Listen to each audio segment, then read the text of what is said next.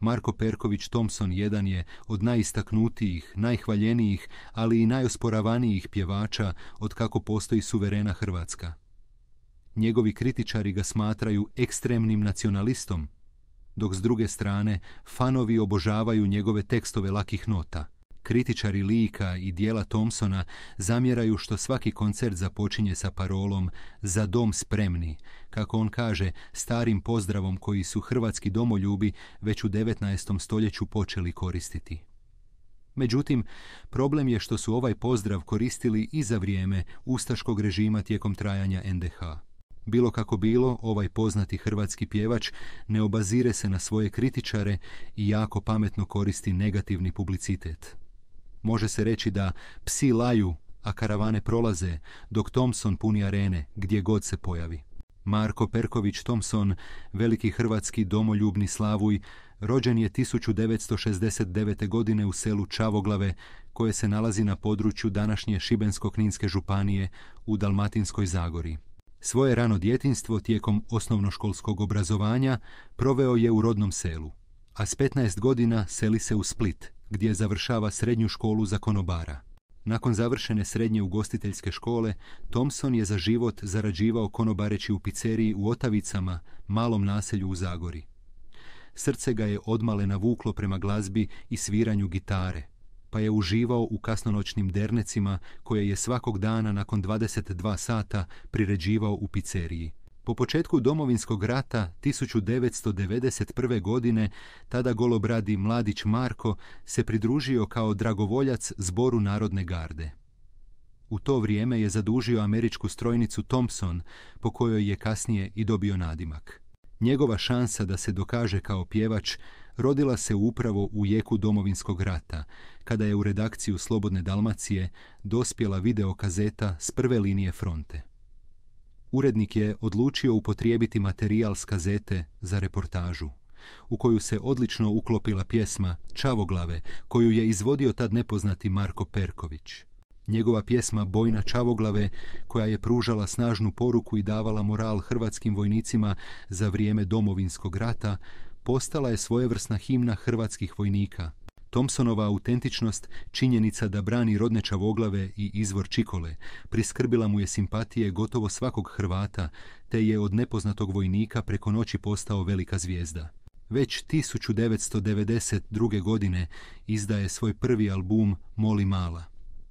Sa tog albuma su, osim pjesme Čavoglave, postale poznate pjesme kao što su Zmija me za srce ugrizla te Grkinja. Zahvaljujući Čavoglavama, ali i pjesmi Zmija me za srce ugrizla, bio je tražen, no Marko je ratnih godina radije svirao na humanitarnim nego na komercijalnim nastupima. Kad je 1994. izdao singl Anica, Kninska kraljica, postalo je očigledno da Thompson neće biti one hit wonder, već da ima potencijal biti velika glazbena zvijezda. Međutim, kako je rat u Hrvatskoj još bio u punom jeku, nije bilo vremena za derneke, te se 1995. Perković vraća u 142. drnišku brigadu te sudjeluje u oslobodilačkoj akciji Oluja. Paralelno sa ratovanjem razvija i glazbenu karijeru te izdaje drugi studijski album naziva Vrijeme škorpiona. Na tom albumu najveći su uspjeh postigle već spomenuta pjesma Anica, Kninska kraljica.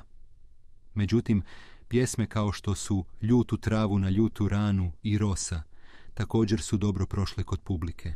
Rat je završio 1995. godine, a pjevač godinu dana kasnije objavljuje svoj novi album naziva Geni kameni.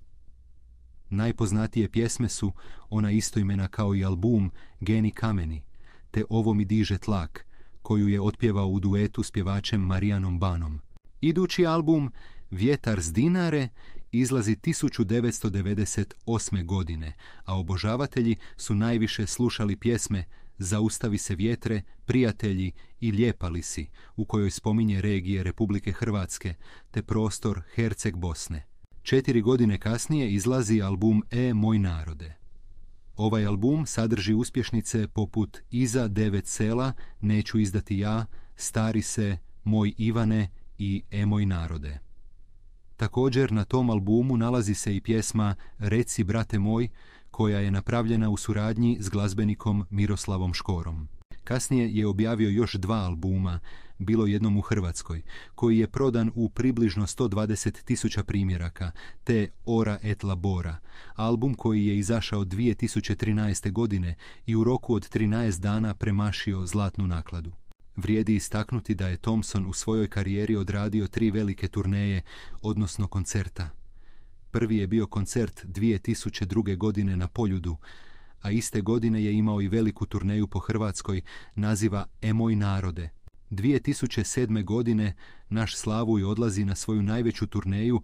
Ovu turneju je nazvao Bilo jednom u Hrvatskoj, te je u sklopu nje pjevao u Hrvatskoj, Bosni i Hercegovini, Sjedinjenim Američkim Državama, Kanadi i Australiji. Najveći koncert bio je onaj na stadionu u Maksimiru, gdje se okupilo više od 70.000 gledatelja. Ovo su zaista impozantne brojke, te, voljeli ga mi ili ne, ostaje činjenica da je Marko Perković Thompson najuspješniji glazbenik u novijoj hrvatskoj povijesti